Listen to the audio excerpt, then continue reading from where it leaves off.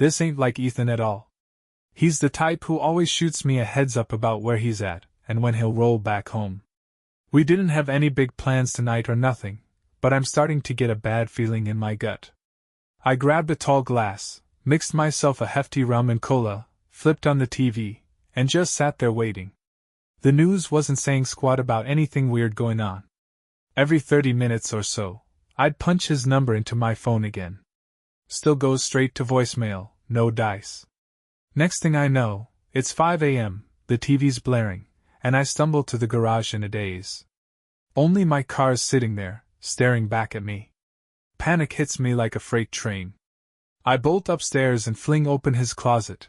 Everything's right where it should be, not a shirt out of place. He hasn't packed up and left me, that's for sure. I grab the phone, call the cops, and spill my worries, even though I figure it's too soon to matter. The lady on the line cuts me off. Look, buddy, sounds like he got plastered and crashed somewhere. Chill out. Give us a ring tomorrow if he's still AWOL. Getting my ass ready for work after that was a damn nightmare. When the guy you've spent your whole life with vanishes, your brain turns to mush, and your heart won't quit racing. Name's Nora'd Harper, by the way.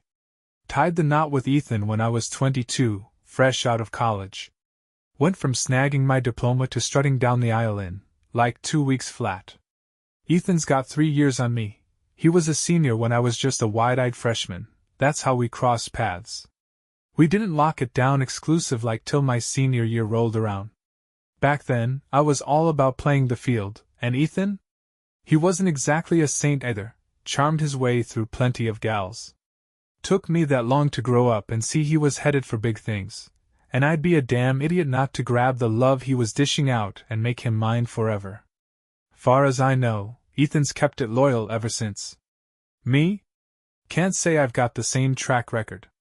I work at this top-secret government joint. Getting in there takes damn near a miracle and a hall pass from the big guy upstairs. The idea of some private eye sneaking in to catch me slipping? Hilarious, right? So yeah, screwing around inside the facility felt pretty safe. Low stakes. No real reason to step out on Ethan, it's just a rush, you know? Thrilling. It's gritty, it's a blast, and nobody's getting banged up over it. Just physical stuff, nothing deeper, nothing shallower. Ain't nothing I did with Travis that Ethan hasn't already gotten from me. That buzz? Real as hell. Pretty sure it even spiced things up for Ethan a few times, if you catch my drift. I'm dead certain Ethan's got no clue what I pulled. He'd have walked out the door without a second thought if he did. Since his stuff's still here, I'm betting he'll stroll back in any minute now. All damn day, I kept dialing his phone, same old nothing. By then, I'm a total mess, falling apart inside. Man, please be okay. I'm begging under my breath. The drive home was pure hell, shortest route by the coast was shut down tight. Took me an extra 30 minutes to finally roll into the garage. Ethan's car? Nowhere in sight. I just sat there in my driver's seat, bawling like a kid. Please, just be alive, I whisper. Instead of calling the cops again and getting laughed at, I figure I'll hold off till morning to report him missing. Turns out, the big news of the day was why the road was blocked off. Some car blasted through the guardrails and took a nosedive into the ocean. That stretch of water drops off fast, but they managed to fish the wreck out. Live on TV, I'm watching them haul it up, flipped on its top, draped in seaweed. Around 7 p.m., my doorbell buzzes. I'm camped out in the front room, glued to every news update. Peek out the window, 2 cops standing there. Tears start pouring before I even open the door. Mrs. Harper? They say. We found a car registered to you and Ethan Harper. He home? Nope, didn't come back last night. I choke out. Called you guys this morning, and they told me to wait till tomorrow to file a report. His car got dragged out of the ocean tonight, they tell me. No bodies yet. Divers are heading back in tomorrow to scour the area. I drop to my knees, hugging myself, sobbing hard. When they starting again? I ask. Check with my bosses, one says. Mind if we ask some questions? They go on. If it helps find Ethan, fire away. I say. Where you been since yesterday noon? I'm pissed now, they're eyeing me like I did something. I answer em, but I'm salty as hell about it. Look, Mrs. Harper, they say. Until we sort this out, everybody's on the table. More often than not, it's the spouse mixed up in it. You and Ethan got marriage trouble? They press. Hell no! I yell. Easy, Mrs. Harper. Anybody out there who'd wanna hurt him? Old buddy? Coworker? Somebody from your job? I flinch a tad when they mention my work, hope they didn't catch it. Nah, nobody, I say. He into anybody else besides you? No way, not his style, I tell them. What about you, any side action? Absolutely not, I lie through my teeth. Alright, you about done with me? 'Cause I'm pretty much tapped out, I say to the cops. They nod. We can wrap it up. Got any trips planned? Nah, not till Christmas rolls around, I tell them. Why's that matter? Just fishing for stuff that might pop up later, they explain, digging for clues. Thanks for chatting, Mrs. Harper, they say, and then they're gone. After sitting on hold forever, I find out the divers are kicking back into gear at 8 a.m. So I drag myself out of bed early, showing up at 7 a.m. sharp. There's this big chunk of guardrail missing, looks like it's been gone a while, judging by the rust and wear. You can tell they'd started patching it up, though.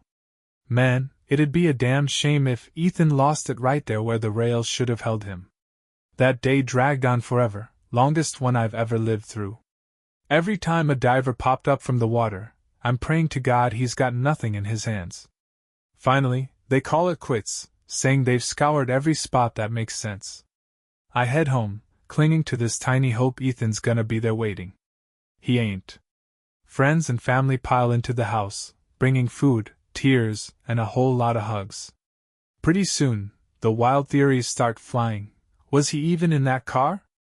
If he wasn't, did somebody snatch him? We're sitting on a pile of cash, worth way past 7 figures. With all the properties we've got, pinning down an exact number's a crapshoot, but I reckon Ethan's stock options are a goldmine too. For the next 2 weeks, I'm on the phone daily with the detective handling his case. He's got nothing big, just scraps. They found Ethan's phone in the car. His passport's untouched. No digital breadcrumbs anywhere, credit cards, debit cards, all dormant. His trail's gone cold as ice. The house feels creepy quiet now. I can't buy that Ethan's dead, no way. If somebody nabbed him, they'd have hit me up for ransom by now. What the hell am I supposed to do without him? I mutter, crying my eyes out half the time. Travis, you know, the guy I messed around with, he's pushing for more action now. No need to keep it locked in the complex anymore, huh, Nora? He says. Ease up, Travis, it's way too soon. I shoot back. I need space. I ain't ready to call Ethan gone. How about dinner then? He offers. Just a buddy to lean on. Dinner, some drinks, and a little dancing, it actually lifts the gloom off my shoulders for a bit.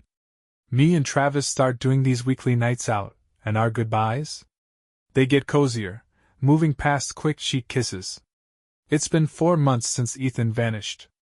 I try ringing our lawyer, but he's swamped with huge projects and can't take me on. After some digging, I hook up with this new attorney, Marlene, a silver-haired sweetheart who treats me like her own grandson. 7 months in now. In a year, I can file for divorce, snag my half of the loot, and the rest'll sit in a trust for Ethan. Once they slap a dead label on him, that stash'll spill out per his will, most of it heading my way. Cops already clocked that setup, so they've grilled me a bunch of times. I'm clean, and my story don't budge. 9 months down the line, I'm starting to settle into this widow gig. After dinner with Travis, we end up back at my place and get physical. Emotions are all over the map, making it tough to enjoy, but it's been so long, feels good to feel something again. We do it again a week later. Ethan's irreplaceable, though. Travis's just a warm body filling space. He ain't making love to me, it's all about him, and I'm left hanging. He don't give a damn. Cops have left me alone for the last 6 months. Then bam, Detective Ramsey's back at my door. "Come on in, Detective," I say, forcing a smile. "Mrs. Harper, way back when we first talked, you swore you had no side action besides Mr. Harper. Remember that?" he asks. My face goes ghost white. What do they know? Should I lawyer up? "Detective," I stammer. "My attorney says she needs to be here for any more chats." "Let me call her." Marlene swings by, has a quick word with him. "Nora, you've told me you're in the clear," she says. I don't see an issue with answering this. The detective jumps back in. "So you said no sexual interests outside your husband?" "Yeah, I remember." I mumble. "Ring a bell, Travis Keene?" he asks. I flick my eyes to Marlene. She nods toward him. "Sure, we work together," I say. Then he slides these photos across, me and Travis, tangled up in room 309. "Work, huh? That includes slipping off to screw around with Mr. Keene?" My gut twists into knots. Sweat's pouring off me. "Yeah, me and Travis got physical," I admit. The detective leans in hard. "So you fed me a lie, huh?" "Sure, I lied about that," I say. "But I swear I didn't have a damn thing to do with Ethan going missing." To me, that's just another tall tale. He snaps back. "Did you and this King guy cook up some scheme to take Ethan out?" Marlene jumps in quick. "Whoa, hold up, this chat's done." She grabs my arm. "Come on, Nora, we gotta hash this out." That talk with Marlene? Total train wreck for me. I spill my story over and over, same as always.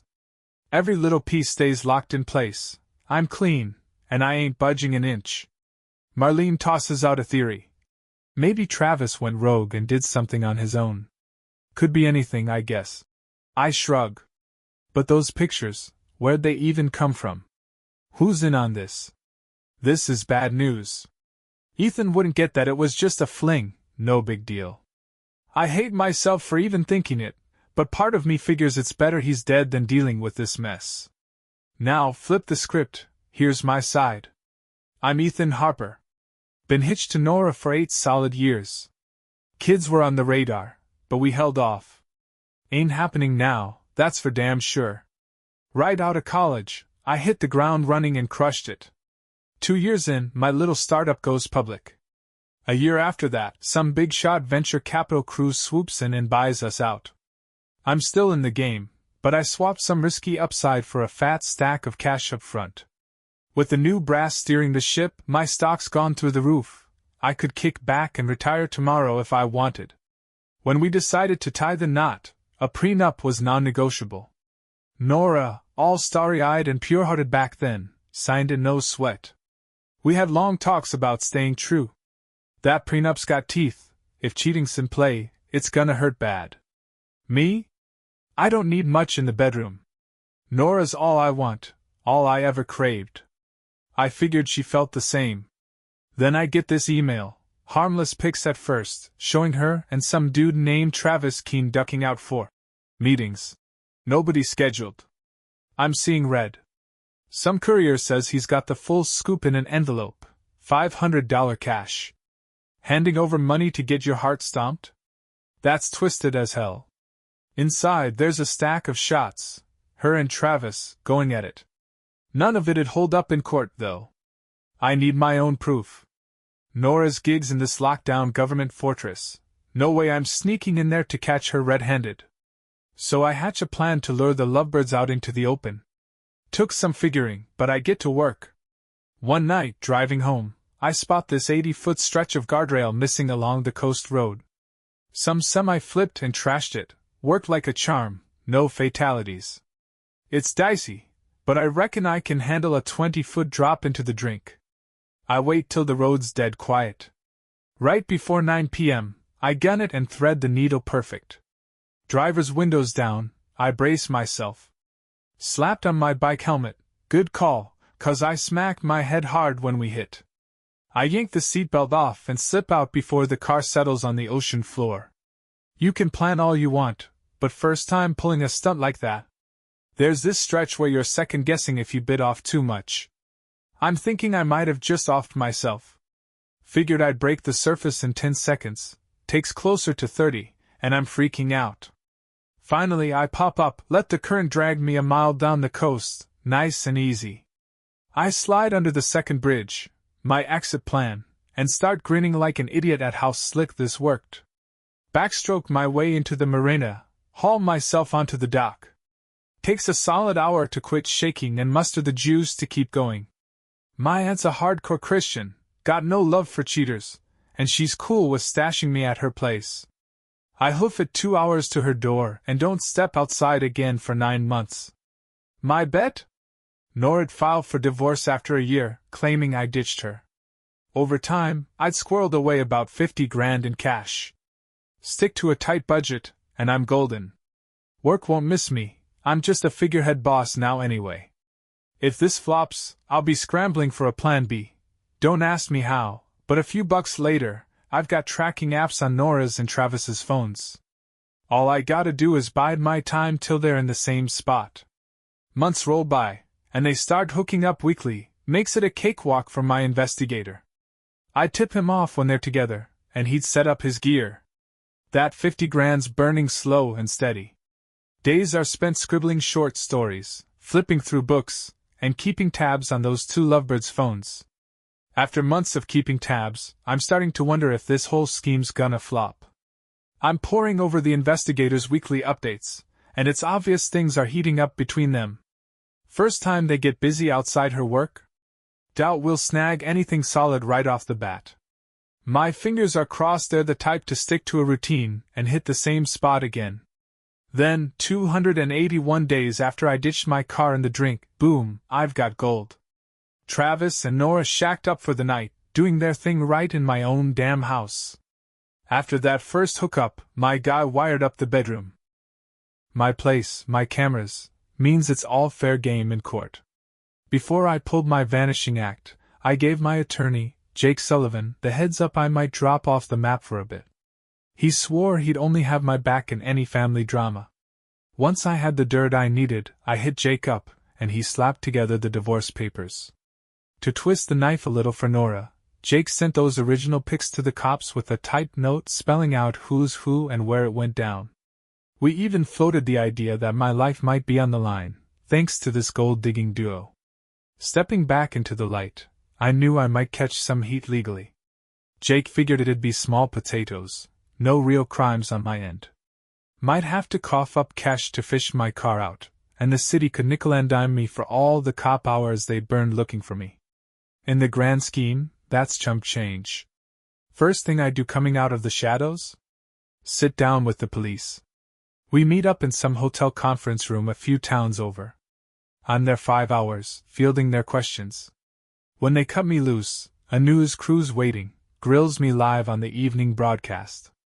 No point in hashing it out with Nora. I burned through all my rage months ago. She's a ghost to me now. Just get the legal crap squared away and move on. There's this car parked out front when I pull up. Some sharp-dressed ladies chilling in the driver's seat, clearly waiting on me. "Mrs. Harper?" she calls out. "Yeah, what's up?" I ask. "You've been served." "Have a good one," she says, then peels out. Oh, hell no.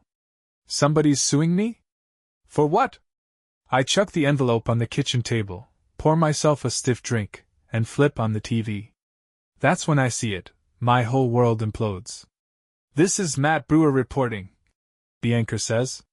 "Joining me from a secret spot is Ethan Harper. He vanished 10 months ago and just popped back up." "Good to see you, Ethan." "Thanks, Matt," Ethan says coolly.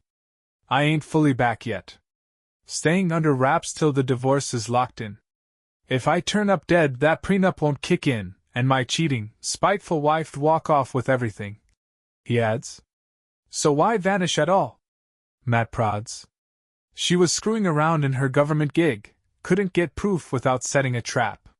Figured they'd slip up outside work eventually. Nailed it, and now I'm filing. Big stunt just to guard your money, huh?" Matt says.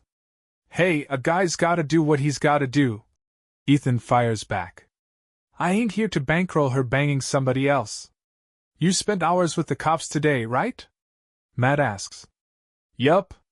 Wanted them to know I'm scared for my safety. Gave them every shred I've got. Any charges coming your way? Nah. Just gotta cover the tow bill for my car, Ethan says. Thanks, Ethan. Back to the studio. I bolt to the kitchen, rip open that envelope. It's divorce papers. Next thing I know, I'm waking up on the floor. Must have passed out cold. I'm left with crumbs after all this. For what? Some quick thrills to feel naughty. A cheap high from sneaking around? Turns out I didn't sneak worth a damn. That night, I'm catching up with old buddies, but they're all giving me the cold shoulder, pure disgust rolling off them. Only my brother and sister are actually glad I'm breathing. Jake rings me up. Nora'd's been served. Her lawyer, some woman we've never heard of, calls him and says Nora'd wants a sit-down. Do I gotta? I groan. Probably, Jake says. She'll push for counseling if you dodge it. Bet the judge'll make you do a couple months of it anyway. He's big on that crap. Let's drag this out and make her squirm, I tell Jake. I skip every courtroom showdown.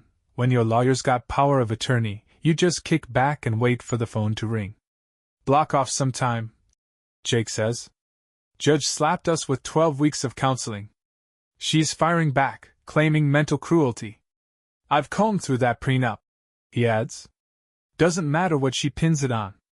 Long as you've got solid, legal proof she stepped out, she's walking away with next to nothing. Sweet deal, right? Hell yeah, I grin. So how's this counseling gig shake out? You each dig up a few shrinks who'll take it on, Jake explains. You can check out her pics, do a little meet and greet. Don't get too choosy though. If you two can't even agree on somebody, the judge'll tack on more sessions. Got any names in mind? I ask. Jake tosses me a short list. Second one down, Katie Brennan, clicks with me right away. Nora'd meets her and likes her too. We're set to hash it out in a courthouse conference room. 12 weeks to go, countdown's on. First session's so basic it's almost a joke. I'm painted as the bad guy, totally out of line, risking our picture perfect marriage. Next couple of rounds? 5 minutes together, then 30 solo with Katie. I switch gears after that. From here out, I'm selling the line that I never loved Nora'd, nothing worth saving here. It's a straight-up lie, but it lets me hold my head high. Finding out your wife's handing out what's supposed to be yours alone. That cuts deep, man. Fourth session rolls around, and I'm up first. Ms. Brennan, I say. This is as close as we're getting to sorting anything out. I never cared about Nora'd. I go on. Dragging me to these meetings ain't flipping that switch. Katie tilts her head. Wait, you're saying you never loved her? Spot on. I nod. Ain't a damn thing left to fix. Nora'd, you buying this? Katie asks. No way that's true. Nora'd fires back. Nobody fakes it that good. He loved me, still does. I messed up big, but we're meant to be. Ethan, your take? Katie prods. She's got a shaky memory, I say coolly. Forgets chunks of stuff, like her vows, but clings to whatever props up her story. Rest of that hour tests my grit, but I come out shining. Well, folks, that's our time tonight, Katie wraps up. See you next week. I'm not about to chit-chat with Nora'd outside these 4 sit-downs, so I hang back till the elevator swallows her up. Then I duck down the stairs, slip out through the maintenance door. She's swinging at shadows, losing ground fast. Katie keeps calling her out, telling Nora'd it's pointless to argue how I feel, just wasting everybody's breath. By the 7th session, it finally clicks for her. So you just don't want to be hitched to me anymore, huh? She says, voice flat. Damn right, I shoot back. Not now, not ever again. They scrap the last 5 sessions. Divorce clears quick after that. I'm a free man. Nora'd follows the court's orders, clears out of the house, leaves her car and bling behind. She scribbles some note begging for a redo. I rip it to shreds without a second thought. Her and Travis? Both canned from their jobs for good reason. Travis's wife dumps him too. If I knew where he landed, I might be tempted to stir up some trouble for him. But nah, I've got better ways to spend my days, past is past. Come holiday season, Nora's still sending cards, always with some dinner invite and a vague whatever else. It's tempting for a split second, but that boat's long gone. We both cashed in when the book deal went through. Made for some juicy reading, I'll give it that. Nora spiced it up with fake steamy scenes, painting me as this selfish lover. Her little jab to get under my skin, total bull, by the way, but it backfired in my favor. Now I've got women who read that thing lining up, keeping my nights hot and heavy. They're schooling me good, showing me how to focus on someone else's fun, sharpening my game. Some of them are slicker than others at hiding they're just after my wallet. Taking what they're offering almost makes me glad Nora pulled what she did. Almost. There's still this raw ache in my chest that won't quit, no matter how much time passes. Leave a comment with your thoughts on the story. And subscribe to our channel so you don't miss new interesting stories. See you soon.